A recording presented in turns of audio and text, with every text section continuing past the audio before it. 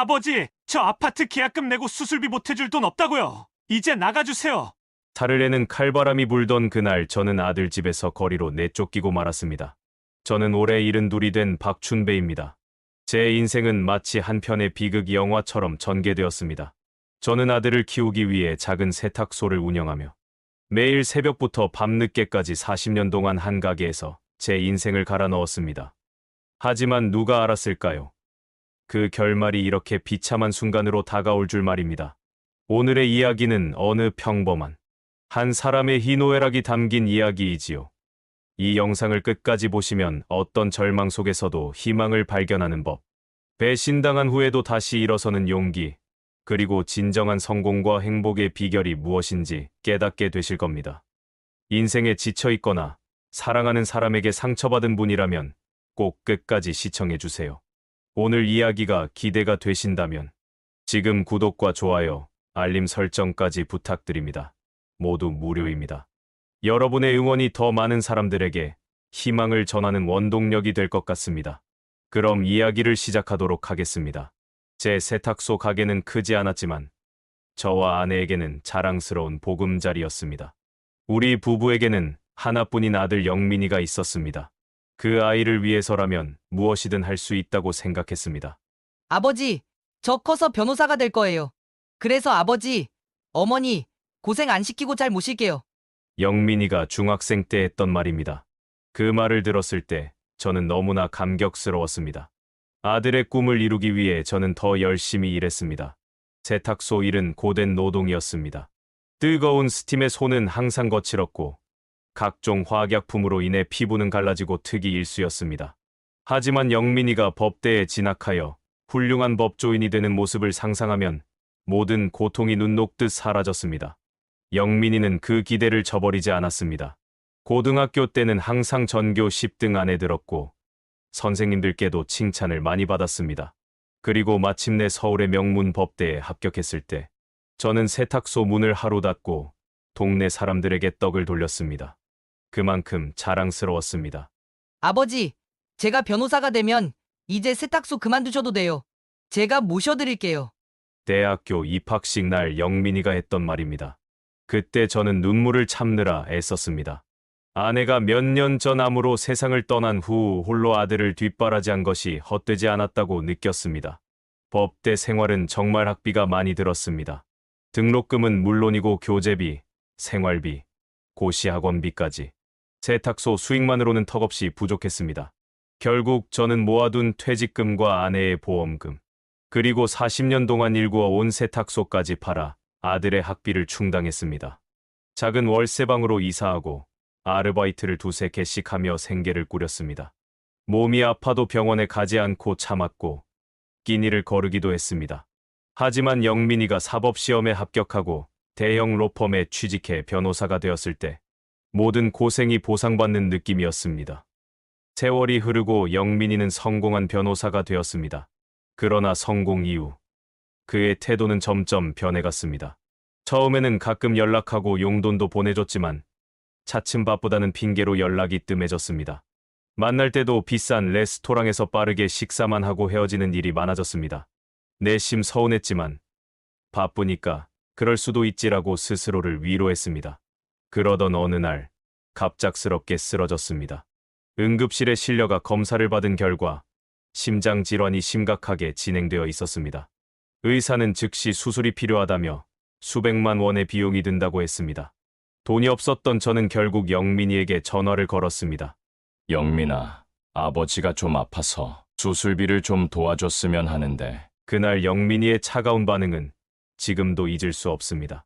아버지, 지금 제가 너무 바빠요. 중요한 재판을 앞두고 있어서, 그리고 집사람이 둘째 아이를 가져서 돈이 많이 들어가는 상황이라. 그 말을 들으며 저는 가슴이 무너지는 것 같았습니다.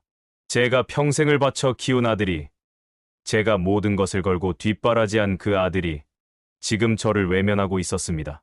눈물이 흘렀지만 저는 아들에게 내색하지 않았습니다. 그래, 알았다. 너무 걱정하지 마라. 아버지가 다른 방법을 찾아볼게. 전화를 끊고 병원 침대에 누워 저는 처음으로 제가 얼마나 외롭고 무력한 노인이 되었는지 실감했습니다. 평생 아들만 바라보고 살았는데 정작 그 아들은 저를 짐처럼 여기고 있었습니다. 세상이 무너지는 것 같았습니다. 며칠 후 병원에서는 더 이상 미룰 수 없다며 수술 날짜를 잡아야 한다고 했습니다. 보증금조차 내지 못하면 퇴원해야 한다는 통보를 받았습니다. 저는 손 떨리는 마음으로 다시 한번 영민이에게 전화를 걸었습니다. 3번의 신호음 끝에 그가 전화를 받았습니다. 영민아, 미안하구나. 하지만 상황이 정말 급해서 의사가 더 이상 미루면 안 된다고 하는구나. 저의 떨리는 목소리가 병실에 울렸습니다. 전화기 너머로 긴 한숨 소리가 들렸습니다. 영민이는 평소보다 더 냉랭한 목소리로 대답했습니다. 아버지, 제가 지난번에도 말씀드렸잖아요. 지금 제 상황이 정말 어렵다고요.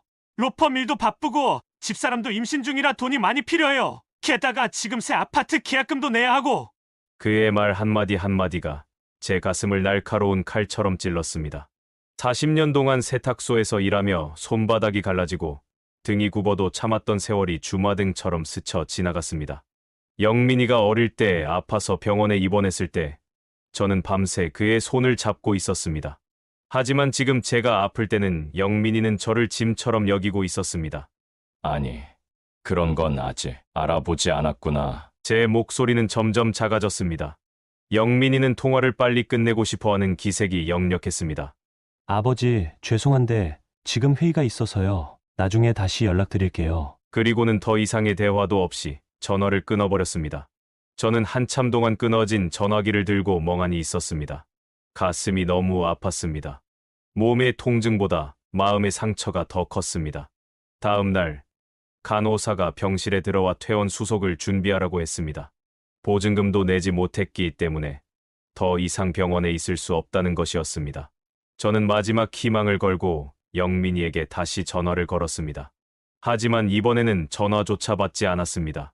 문자를 보내봤지만 읽음 표시만 떴을 뿐 답장은 오지 않았습니다. 저는 결국 병원에서 나와야 했습니다. 심장 수술은 받지 못한 채로 처방받은 약 몇 봉지만 들고 병원을 나섰습니다. 갈 곳이 없었습니다. 제가 40년 동안 운영했던 세탁소도 영민이의 학비를 위해 팔았고 작은 월세방마저 병원비로 밀려 나올 상황이었습니다. 밤이 되자 비가 내리기 시작했습니다. 저는 작은 가방 하나를 메고 도시를 헤매고 있었습니다. 이 나이에 이렇게 거리를 떠돌게 될 줄은 꿈에도 생각하지 못했습니다. 비를 피하기 위해 근처 버스 정류장으로 향했습니다. 마지막으로 영민이에게 문자를 보냈습니다. 영민아, 아버지가 너무 실망시켜서 미안하구나. 너는 이제 너의 가정과 미래를 위해 살아라. 아버지는 어떻게든 살아갈 테니 걱정하지 마라. 문자를 보내고 얼마 지나지 않아 확인해보니 영민이가 저를 차단해버린 것 같았습니다. 메시지가 전송되지 않았다는 알림이 떴습니다. 저는 그렇게 쓸쓸히 버스 정류장 벤치에 앉아 비 내리는 밤하늘을 바라보았습니다. 인생의 황혼기에 이렇게 버림받을 줄은 정말 몰랐습니다. 병원에서 쫓겨난 지 일주일이 지났습니다. 저는 그동안 찜질방과 24시간 패스트푸드점을 전전하며 밤을 보냈습니다. 월세방에서도 결국 나와야 했습니다. 2달치 월세가 밀린 상태에서 집주인은 더 이상 기다려줄 수 없다고 했습니다. 소지품 몇 개만 챙긴 작은 캐리어가 이제 제 전 재산이었습니다. 매일 아침 공원에서 눈을 뜨는 일상이 시작되었습니다. 주변 화장실에서 간단히 씻고 무료 급식소에서 하루 한 끼를 해결했습니다. 가끔은 세탁소 일을 할 때 알게 된 단골 손님들을 찾아가 도움을 청하기도 했지만 대부분은 불편한 기색을 감추지 못했습니다. 성공한 아들이 있다는 사실을 아는 사람들은 제 상황을 의아하게 여겼고 모르는 사람들은 그저 한 명의 불쌍한 노인으로만 봤습니다. 그날도 여느 때처럼 해가 뉘엿뉘엿 지고 있었습니다. 저는 하루 종일 일자리를 찾아 돌아다녔지만 70이 넘은 노인에게 일자리는 좀처럼 생기지 않았습니다. 심장도 자주 두근거려 긴 시간 걷는 것도 힘들었습니다. 지친 다리를 이끌고 늘 쉬곤 하는 공원으로 향했습니다. 공원 벤치에 앉아 잠시 눈을 감았습니다. 초여름의 따스한 바람이 얼굴을 스치고 지나갔습니다. 저 멀리서 아이들의 웃음소리가 들려왔습니다. 문득 영민이가 어렸을 때 이 공원에서 놀던 모습이 떠올랐습니다. 그때는 그저 작은 세탁소 주인에 불과했지만 웃음 짓는 아이를 바라보는 것만으로도 행복했습니다. 그땐 정말 행복했지. 혼잣말을 중얼거리며 벤치에 등을 기대었습니다. 그때 눈에 들어온 것은 바로 옆 벤치 아래에 놓인 무언가였습니다.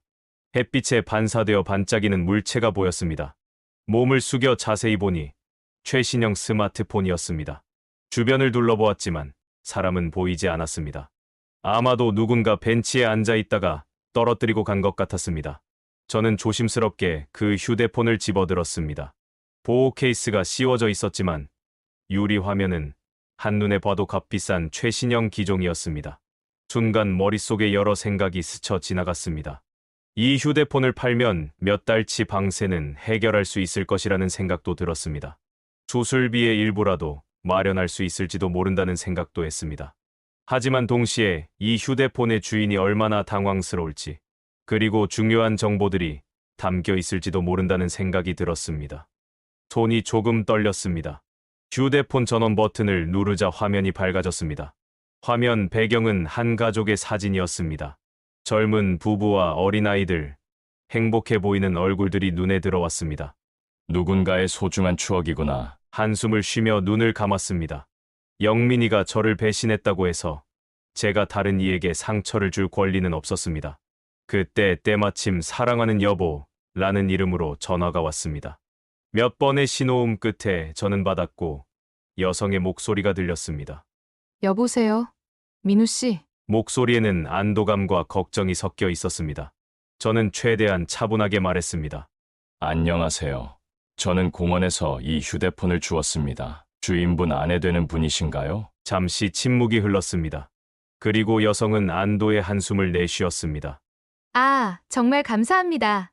남편이 휴대폰을 잃어버려서 정말 걱정하고 있었어요. 지금 어디 계신가요? 저는 제가 있는 공원의 이름과 정확한 위치를 알려드렸습니다. 여성은 남편에게 바로 연락해서 찾으러 가겠다고 했습니다. 통화를 끊고 나니 마음 한구석이 조금은 편안해졌습니다.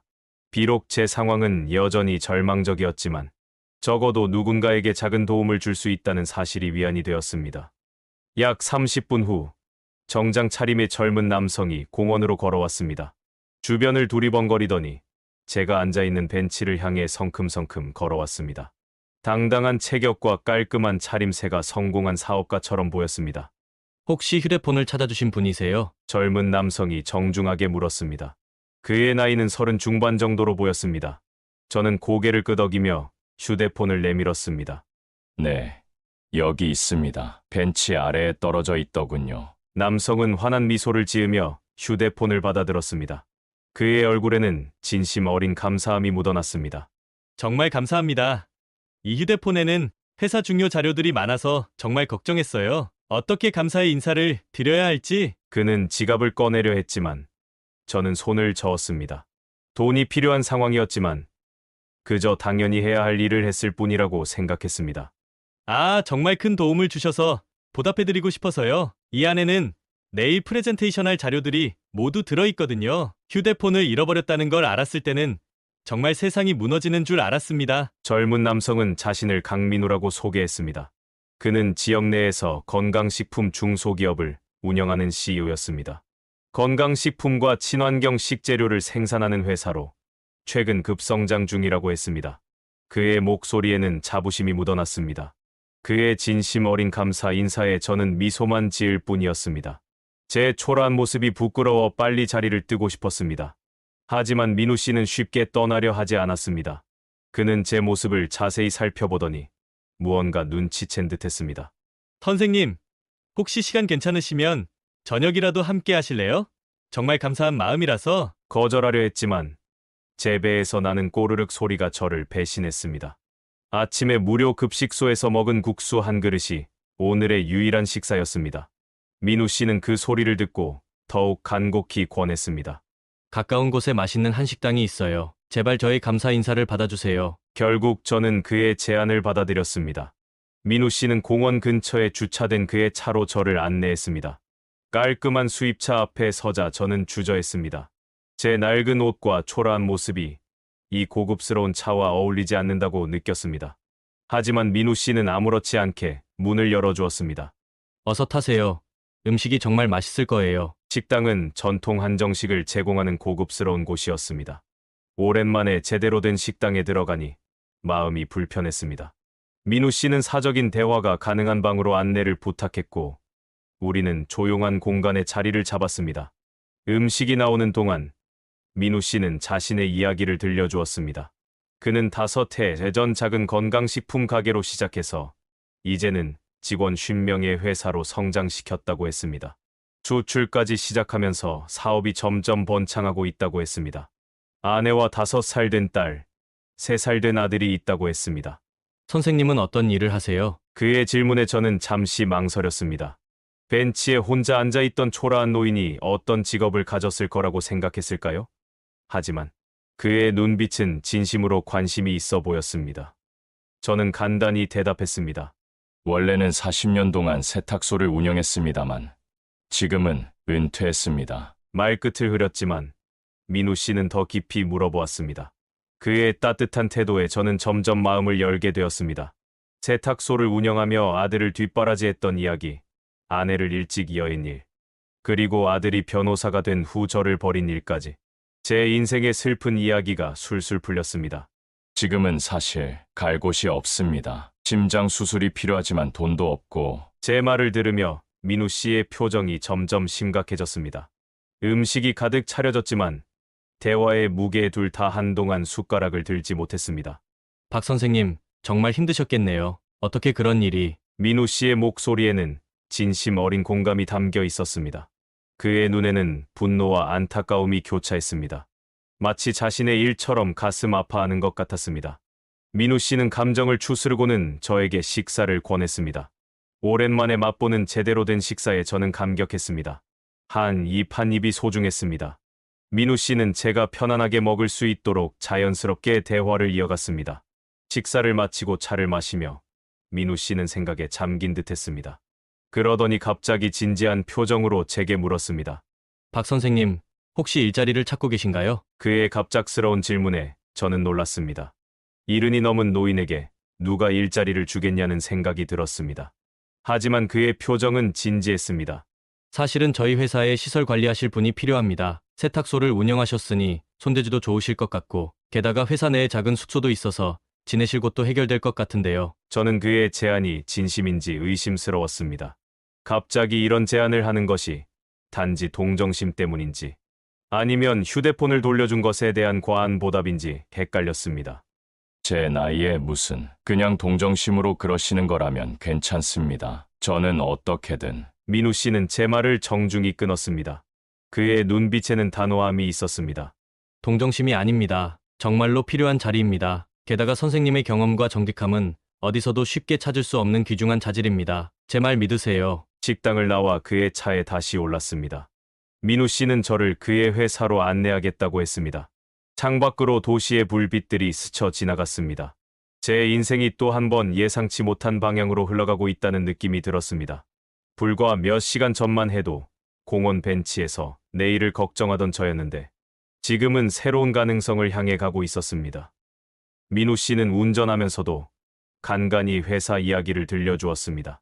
그의 열정과 비전이 느껴졌습니다. 어쩌면 이 젊은이가 제 인생의 전환점이 될지도 모른다는 희미한 희망이 생겼습니다. 회사는 외곽의 조용한 공단에 자리 잡고 있었습니다. 밤이었지만 회사 건물은 깔끔하고 현대적인 모습이 한눈에 들어왔습니다. 강 대표는 저를 건물 뒤편으로 안내했습니다. 그곳에는 작은 원룸 형태의 숙소가 마련되어 있었습니다. 여기가 관리인 숙소입니다. 작지만 생활하기에 불편함은 없을 거예요. 숙소는 놀랍도록 깨끗했습니다. 침대와 작은 주방, 욕실이 갖춰져 있었고 냉장고에는 기본적인 음식들도 채워져 있었습니다. 오랜만에 보는 제대로 된 주거 공간에 제 눈시울이 뜨거워졌습니다. 강 대표는 제 감정을 눈치챘는지 자연스럽게 화제를 돌렸습니다.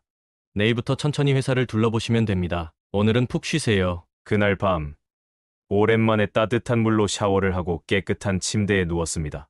불과 몇 시간 전만 해도 공원 벤치에서 내일을 막막하게 고민하던 제가 이제는 안전한 공간에서 새로운 시작을 앞두고 있다니 감사함과 두려움이 교차했습니다. 다음 날 아침 강 사장님은 약속대로 저를 회사로 데려갔습니다. 직원들 앞에서 저를 정식으로 소개했습니다. 여러분, 오늘부터 함께 일하실 박춘배 선생님입니다. 시설 관리를 담당하실 거예요. 40년 동안 세탁소를 운영하셨던 풍부한 경험을 갖고 계신 분입니다. 모두 잘 모셔주세요. 처음에는 어색했습니다. 젊은 직원들 사이에서 저만 유독 늙은 모습이 부끄럽기도 했습니다. 하지만 사장님과 직원들은 저를 진심으로 환영해 주었습니다. 특히 시설팀장 정수 씨는 친절하게 회사 구석구석을 안내해 주었습니다. 일주일이 지난 어느 날 생산 라인에 문제가 생겼습니다. 포장기계가 갑자기 멈춘 것입니다. 정수 씨가 고민하며 서 있을 때 저는 조심스럽게 다가갔습니다. 한번 볼 수 있을까요? 40년 동안 세탁소를 운영하며 온갖 기계를 직접 수리했던 경험이 도움이 되었습니다. 기계를 꼼꼼히 살펴본 후 벨트 연결 부분의 작은 문제를 발견했습니다. 도구를 가져와 신중하게 조정하자 기계가 다시 정상적으로 작동하기 시작했습니다. 박 선생님, 대단하세요. 보통 이런 문제는 외부 업체를 불러야 하는데. 정수 씨의 감탄에 저는 겸손하게 웃음 지었습니다. 그날 이후 회사 내에서 제 입지가 조금씩 달라지기 시작했습니다. 간단한 고장이 생기면 직원들은 먼저 저를 찾았습니다. 세탁소에서 온갖 기계를 다뤘던 경험이 이제 새로운 가치를 발휘하고 있었습니다. 석 달이 지났을 무렵 사장님은 저를 사무실로 불렀습니다. 그의 표정은 진지했습니다. 박 선생님, 정말 감사합니다. 선생님이 오시고 나서 설비 유지 비용이 30%나 절감됐어요. 게다가 직원들 만족도도 높아졌고요. 사장님은 제 월급을 인상하겠다고 했습니다. 또한 시설관리부의 책임자로 승진시켜 주겠다고 했습니다. 저는 감격했지만 한편으로는 부담스러웠습니다. 제 나이에 이런 중책을 맡아도 될지. 사장님은 단호하게 말했습니다. 나이는 중요하지 않습니다. 경험과 지혜, 그리고 성실함이 중요한 겁니다. 선생님은 우리 회사에 꼭 필요한 분입니다. 그렇게 저는 시설관리부 책임자가 되었습니다. 처음에는 2명뿐이던 부서 직원이 회사 성장과 함께 5명으로 늘어났습니다. 젊은 직원들을 이끄는 것이 쉽지는 않았지만 저는 40년 동안 세탁소를 운영하며 체득한 노하우를 아낌없이 나눴습니다. 기계는 말을 해요. 소리를 주의 깊게 들어보면 어디가 아픈지 알려줍니다. 직원들은 제 말을 경청했고 제가 알려주는 작은 팁들을 메모하며 배웠습니다. 그들과 함께 일하는 시간이 즐거웠습니다. 마치 제가 그토록 바랐던 제자들을 얻은 것 같았습니다. 1년이 지났을 때 회사는 급격히 성장하고 있었습니다. 직원 수가 100명을 넘어섰고 새로운 공장도 건설 중이었습니다. 사장님은 저를 특별히 신뢰했고 중요한 결정에 제 의견을 물었습니다. 새 공장 설계 단계에서도 제 경험을 바탕으로 한 조언들이 적극 반영되었습니다. 심장 수술도 받았습니다. 사장님의 도움으로 좋은 병원에서 치료를 받게 되었고 건강도 점차 회복되었습니다. 회사에서는 수술 기간 동안 충분한 휴가를 주었고 모든 의료비를 지원해 주었습니다. 퇴원하는 날 직원들이 병실로 찾아와 꽃다발을 선물했을 때 저는 감격의 눈물을 흘렸습니다. 2년이 지난 무렵 저는 회사 근처에 작은 아파트를 마련할 수 있었습니다. 비록 소형이었지만 제 이름으로 된 집이었습니다. 모아둔 월급과 사장님이 지급해준 특별 보너스 덕분이었습니다. 입주하던 날 사장님과 직원들이 찾아와 집들이를 축하해 주었습니다. 그렇게 저는 다시 삶의 의미를 찾았습니다. 매일 아침 출근길에 만나는 경비원과 인사를 나누고 직원들과 점심을 함께하며 때로는 사장님 가족과 주말 식사를 하기도 했습니다. 버림받은 노인에서 존경받는 시설관리 책임자로 제 인생은 완전히 새로운 국면을 맞이했습니다. 무엇보다 가장 큰 변화는 제 마음속에 있었습니다. 더 이상 영민이의 배신으로 가슴 아파하지 않게 되었습니다. 물론 잊을 수는 없었지만 그 상처가 제 인생 전체를 규정하지는 않게 되었습니다. 새로운 가족이 생긴 것 같았습니다. 혈연으로 맺어진 것은 아니지만 서로 존중하고 신뢰하는 관계였습니다. 3년이 흐른 어느 날 회사는 창립 기념일을 맞이했습니다. 넓은 연회장에는 모든 직원들이 모였고 사장님이 단상에 올라 인사말을 전했습니다. 그리고 특별 공로상 시상이 이어졌습니다. 오늘 특별 공로상의 주인공은 저희 회사의 든든한 버팀목이 되어주신 박춘배 부장님입니다. 모두가 기립박수를 치는 가운데 저는 놀라움과 감격으로 자리에서 일어났습니다. 시설관리부 책임자에서 어느새 관리부장으로 승진해 있었던 저는 떨리는 마음으로 단상에 올랐습니다. 사장님은 제게 크리스탈 트로피와 봉투를 건네며 환하게 웃었습니다. 박 부장님은 저희가 어려웠을 때부터 함께 해주셨고 항상 묵묵히 회사를 위해 최선을 다해주셨습니다. 부장님 덕분에 우리 회사는 많은 위기를 극복하고 여기까지 올 수 있었습니다. 객석에서는 박수 소리가 계속 이어졌습니다.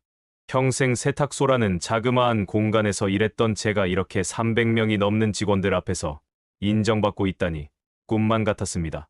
마이크를 건네받은 저는 간단히 소감을 말했습니다. 감사합니다. 제게 이런 자리까지 오게 해주신 사장님과 모든 직원 여러분께 진심으로 감사드립니다. 축하연이 끝나고 사장님은 저를 개인적으로 불러 작은 파티를 열어주었습니다. 경영진과 각 부서 책임자들만 모인 자리였습니다. 그 자리에서 사장님은 제 손을 꼭 잡으며 진솔한 이야기를 들려주었습니다. 사실 박 부장님께 항상 감사했습니다. 3년 전 휴대폰을 돌려주신 그 정직함이 아니었다면 우리 회사의 중요한 해외 계약이 무산될 뻔했어요. 저는 그런 중요한 계약이 있었다는 사실을 처음 알았습니다. 당시에는 그저 작은 친절이라고 생각했는데 그것이 회사의 운명을 바꿀 수도 있는 일이었다니 놀라웠습니다. 사장님은 계속해서 말을 이어갔습니다. 하지만 더 감사한 것은 부장님께서 보여주신 진정한 헌신입니다. 새벽에 기계가 고장났다는 연락을 받고 달려오셔서 납품 일정을 지킬 수 있게 해주신 것, 직원들의 고민을 항상 진심으로 들어주시는 모습, 모두가 부장님을 존경하고 있습니다. 그 말에 제 눈시울이 뜨거워졌습니다. 아들에게 버림받았을 때 세상이 무너지는 줄 알았던 제게 이제는 새로운 가족이 생긴 것 같았습니다. 혈연으로 맺어진 가족은 아니지만 서로 존중하고 아끼는 더 단단한 인연이었습니다. 다음 날, 저는 평소처럼 일찍 출근했습니다. 하지만 이날은 특별했습니다. 본관 로비에 들어서자 정면 벽에 커다란 액자가 걸려 있었습니다. 자세히 보니 제 사진과 함께 이달의 자랑스러운 직원이라고 적혀 있었습니다. 그동안의 공로를 기리는 글귀가 함께 있었습니다. 회사 식당에서 아침을 먹고 있을 때 젊은 직원들이 다가와 인사를 건넸습니다. 그들은 신입사원들이었습니다. 박 부장님, 저희가 회사에 적응할 수 있도록 조언 좀 부탁드려도 될까요? 저는 기꺼이 그들을 맞이했습니다. 40년 세탁소 운영 경험과 3년간의 회사 생활에서 얻은 지혜를 나누는 것이 즐거웠습니다. 젊은이들은 진지하게 경청했고 때로는 메모까지 하며 제 말을 받아들였습니다. 오후에는 사장님이 저를 새로운 프로젝트 회의에 초대했습니다. 회사가 해외 시장 진출을 준비하고 있었는데 그 과정에서 제 의견을 듣고 싶다고 했습니다. 제가 갖고 있는 현장 경험이 매우 귀중하다는 것이었습니다. 박 부장님, 베트남 공장 설립 시 필요한 시설 구성에 대해 어떻게 생각하세요? 현지 상황을 고려해 효율적인 방안을 제시해 주시면 좋겠습니다. 회의실에서 모두의 시선이 저에게 집중되었습니다. 한때는 거리에서 노숙하던 제가 이제는 기업의 해외 진출 전략을 논의하는 자리에 있다니 이런 변화를 누가 예상할 수 있었을까요? 퇴근 후에는 회사 근처 공원에서 산책하는 것이 일상이 되었습니다. 때로는 사장님도 함께 했습니다. 그날도 우리는 함께 걸으며 깊은 대화를 나눴습니다. 박 부장님, 다음 달부터 시니어 리더십 프로그램을 시작하려고 합니다. 젊은 관리자들에게 부장님의 경험과 지혜를 전수해 주실 수 있을까요? 사장님의 제안에 저는 기쁘게 수락했습니다. 제 인생의 경험이 다른 이들에게 도움이 된다는 것보다 더 보람찬 일은 없을 테니까요. 단순히 일자리를 얻은 것을 넘어 이제 저는 제 삶의 가치를 재발견하고 있었습니다. 집으로 돌아오는 길, 문득 영민이 생각이 났습니다. 그가 제게 등을 돌렸던 그날로부터 정확히 3년이 지났습니다. 하지만 이제 그 기억은 더 이상 가슴을 찌르는 아픔으로 다가오지 않았습니다. 오히려 그 어두운 시간이 없었다면 지금의 새로운 삶도 경험하지 못했을 것이라는 생각이 들었습니다. 때로는 가장 큰 상처가 가장 큰 선물로 바뀌는 법이니까요. 공원 벤치에서 스마트폰을 주었던 그날로부터 정확히 5년의 시간이 흘렀습니다. 이제 저는 77이 되었지만 그 어느 때보다 활기차고 행복한 삶을 살고 있었습니다. 어느새 회사는 국내 최고의 건강식품 브랜드로 성장했고 저는 회사의 고문으로 활동하며 후배 직원들에게 경험과 지혜를 전수하는 일에 보람을 느끼고 있었습니다.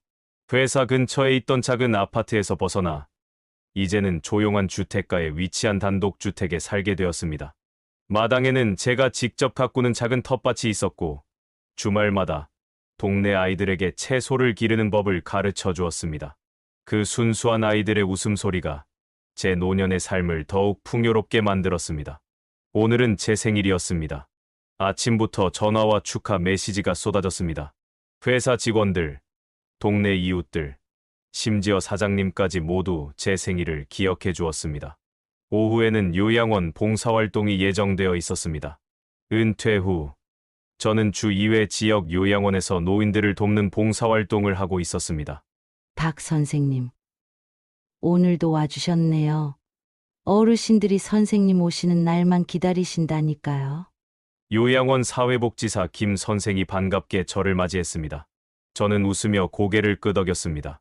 과거에 제가 어려울 때 도움을 받았던 경험이 있기에 이제는 제가 다른 이들을 돕는 일에 기꺼이 시간을 내고 있었습니다. 제가 받은 행복을 다시 나누는 거죠. 오늘은 어르신들과 함께 책도 읽고 정원 가꾸기도 할 생각입니다. 저는 준비해온 책과 모종 상자를 들어 보였습니다. 봉사활동은 단순히 시간을 보내는 것이 아니라 어르신들에게 삶의 의미와 목적을 되찾아드리는 일이라고 생각했습니다. 특히 옥상 텃밭 가꾸기는 어르신들에게 가장 인기 있는 활동이었습니다. 몇 시간 동안 요양원 어르신들과 함께 시간을 보낸 후 저는 집으로 돌아왔습니다. 현관문을 열자 깜짝 놀랐습니다. 거실에는 사람들이 가득했고 생일 축하합니다 하는 소리가 울려 퍼졌습니다. 사장님을 비롯한 회사 직원들, 동네 이웃들, 그리고 봉사활동에서 만난 친구들까지 모두가 제 생일을 축하하기 위해 모여 있었습니다. 박 선생님, 항상 다른 사람을 먼저 생각하시는 분께 오늘만큼은 모두의 사랑을 받으셨으면 해서 이렇게 준비했습니다. 사장님의 말에 저는 감격의 말을 잇지 못했습니다. 케이크와 선물, 그리고 따뜻한 마음들이 제게 전해졌습니다.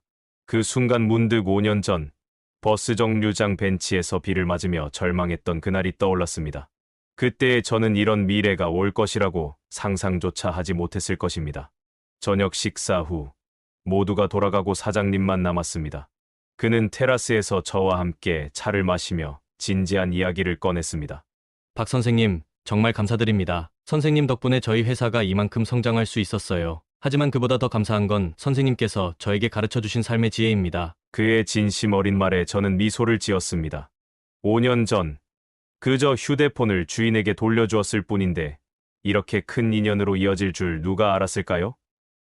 인생은 참으로 예측 불가능한 것이라는 생각이 들었습니다. 다음 날 아침, 저는 평소처럼 일찍 일어나 동네 공원에서 태극권을 연습했습니다. 건강을 위해 시작한 태극권은 이제 제 일상의 중요한 부분이 되었습니다. 때로는 동네 주민들도 함께 참여하여 작은 커뮤니티가 형성되었습니다. 박 선생님, 오늘도 멋지십니다. 저도 선생님처럼 나이 들고 싶어요. 아침 조깅을 하던 젊은 이웃이 인사를 건넸습니다. 저는 웃으며 손을 흔들었습니다. 과거에는 나이 든다는 것이 두렵고 쓸쓸한 일이라 생각했지만 이제는 다르게 느껴졌습니다. 나이가 들수록 더 많은 지혜와 행복을 발견할 수 있다는 것을 깨달았기 때문입니다. 오후에는 지역 청소년 센터에서 멘토링 활동이 있었습니다. 어려운 가정 형편으로 힘들어하는 청소년들에게 인생 경험을 나누고 때로는 그저 이야기를 들어주는 역할이었습니다. 특히 부모와의 관계가 어려운 아이들에게 저는 조부모와 같은 존재가 되어 주었습니다. 선생님, 제가 대학에 합격했어요. 전부 선생님 덕분이에요. 제가 2년간 멘토링해온 민수가 반가운 소식을 들고 찾아왔습니다. 가정폭력으로 상처받고 학업을 포기하려던 그 아이가 이제는 당당히 자신의 꿈을 향해 나아가고 있었습니다. 그 모습을 보는 것만으로도 저는 큰 보람을 느꼈습니다. 저녁에는 단체 채팅방에서 내일 있을 회사 자원봉사 활동을 확인했습니다. 스마트폰과 SNS 사용법도 완벽히 익혀 젊은 세대와도 원활하게 소통했습니다. 오히려 제 연세의 다른 분들에게 디지털 기기 사용법을 알려주는 강좌도 지역 주민센터에서 진행하고 있었습니다. 이렇게 저는 72세에 갑작스럽게 모든 것을 잃고 거리에 내몰렸던 그 아픔을 딛고 77세가 된 지금은 그 어느 때보다 충만한 삶을 살고 있었습니다. 누구의 도움에 의존하는 것이 아니라 오히려 제가 다른 이들에게 도움과 희망이 되는 존재로 거듭났습니다. 버림받은 아버지에서 많은 이들의 정신적 지주로 제 인생은 예상치 못한 아름다운 반전을 맞이했습니다. 어느 화창한 토요일 오후, 저는 마당에서 텃밭을 가꾸고 있었습니다. 가 수확한 상추를 정성스레 바구니에 담으며 행복한 시간을 보내고 있을 때 초인종 소리가 들렸습니다. 이웃이나 회사 직원들이 종종 방문하곤 했기에 별 생각 없이 문을 열었습니다. 하지만 문 앞에 서 있던 사람은 전혀 예상치 못한 인물이었습니다. 5년 만에 다시 보는 제 아들 영민이었습니다. 한때 당당하던 모습은 온데간데 없고 초라한 차림에 수염이 덥수룩하게 자란 채 머리는 헝클어져 있었습니다. 그의 눈에는 피로와 절망이 깃들어 있었고 손에는 작은 가방 하나만 들고 있었습니다. 아버지, 영민이의 목소리는 떨리고 있었습니다. 저는 말없이 그를 바라보았습니다. 5년 전 그가 저를 외면했을 때의 아픔이 순간 되살아났지만 이상하게도 분노나 원망은 느껴지지 않았습니다.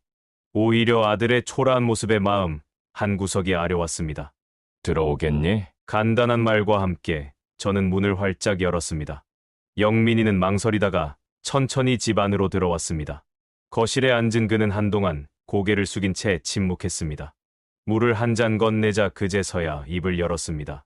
아버지, 정말 죄송합니다.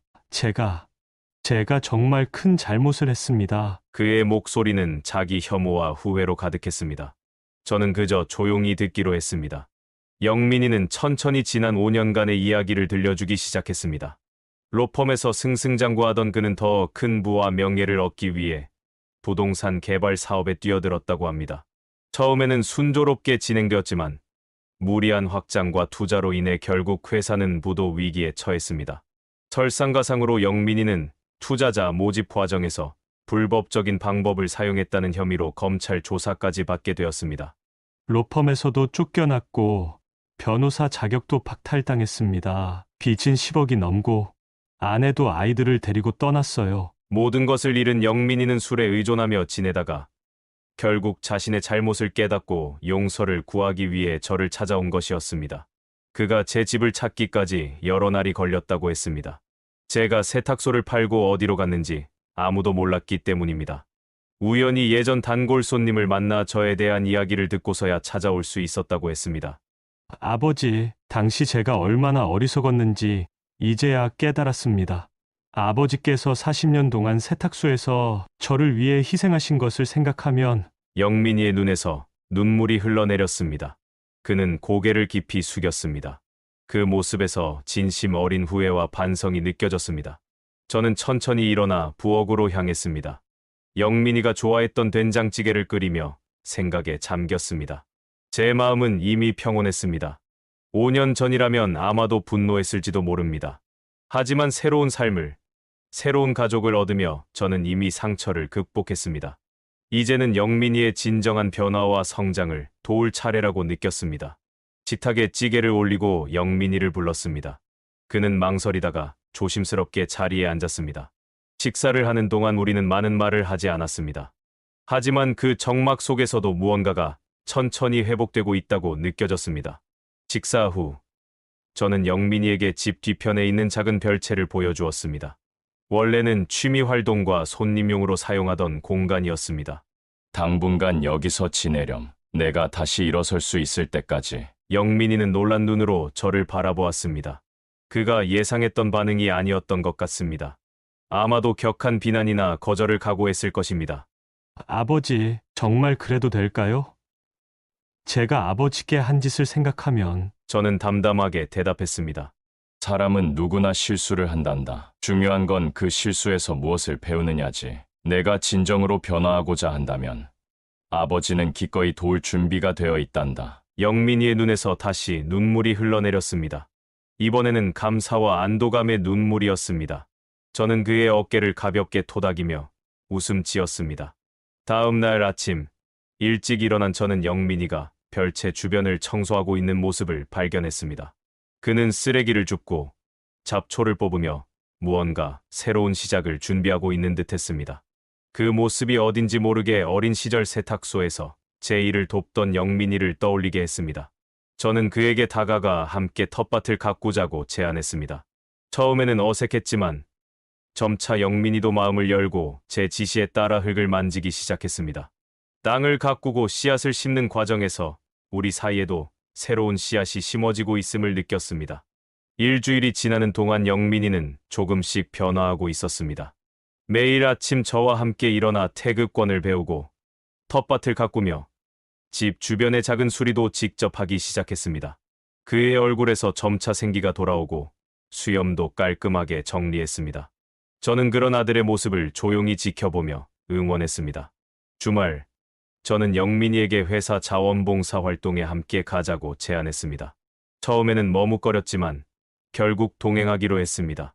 그날 우리는 지역고아원에서 시설 보수 작업을 도왔습니다. 영민이는 전문 변호사였던 자신이 이제는 망치와 페인트 칠로 누군가를 돕고 있다는 사실이 낯설게 느껴졌을 것입니다. 아버지, 아이들이 정말 좋아하네요. 이런 일을 계속하셨던 거예요? 아이들과 놀아주던 저를 보며 영민이가 물었습니다. 저는 고개를 끄덕였습니다. 자원봉사는 제 생활의 큰 부분이 되어 있었습니다. 집으로 돌아오는 길, 우리는 조용한 공원 벤치에 앉았습니다. 저는 그에게 지난 5년간의 제 이야기를 들려주었습니다. 모든 것이 끝났다고 생각했던 그날, 공원 벤치에서 한 스마트폰을 주었단다. 그리고 그 작은 선택이 내 인생을 완전히 바꿔놓았지. 영민이는 놀란 눈으로 저를 바라보았습니다. 제가 강 사장님을 만나게 된 과정, 시설관리부 책임자로 일하게 된 일, 그리고 이렇게 새로운 삶을 시작하게 된 모든 이야기가 그에게는 믿기지 않는 일이었을 것입니다. 타인을 무시하며 얻은 성공은 오래가지 못하지만 작은 배려와 진심이야말로 진정한 성공과 행복의 비결이란다. 내가 스마트폰 주인을 찾아주었던 그 작은 배려가 이렇게 큰 행복으로 돌아왔어. 제 말에 영민이는 오랫동안 침묵했습니다. 그의 눈에는 과거의 자신을 돌아보는 깊은 성찰이 담겨 있었습니다. 그는 변호사로서 빠르게 성공했지만 그 과정에서 타인에 대한 배려와 존중을 잃어버렸습니다. 결국 모든 것을 잃게 된 것도 그 때문이었습니다. 아버지, 저는 모든 사람들에게 무례했어요. 심지어 저를 키우기 위해 평생을 바치신 아버지까지도. 어떻게 저 같은 사람을 용서하실 수 있는 건가요? 그의 목소리에는 진심 어린 후회가 담겨 있었습니다. 저는 그의 어깨에 손을 얹으며 부드럽게 웃었습니다. 용서란 상대방을 위한 것이 아니라 자신을 위한 것이기도 하단다. 내가 저지른 잘못에 계속 분노하며 살기보다는 용서하고 앞으로 나아가는 편이 내게도 더 행복한 일이니까. 영민이의 눈에서 눈물이 흘러내렸습니다. 그는 오랜 시간 참아왔던 감정을 마침내 터뜨리며 느꼈습니다. 저는 아들을 가만히 안아주었습니다. 그 포옹 속에서 우리는 서로에게 상처 준 과거를 완전히 내려놓고 새로운 시작을 향해 나아가기로 약속했습니다. 다음 날, 저는 영민이에게 우리 회사를 소개시켜 주었습니다. 사장님은 처음에 의아해했지만 제 이야기를 듣고 난 후 영민이에게 간단한 행정 업무를 맡겨보기로 했습니다. 비록 변호사는 아니었지만 그의 법률 지식과 문서 작성 능력은 여전히 가치 있는 것이었습니다. 한 달 후, 영민이는 회사의 국제 계약서 검토 과정에서 중요한 문제점을 발견했습니다.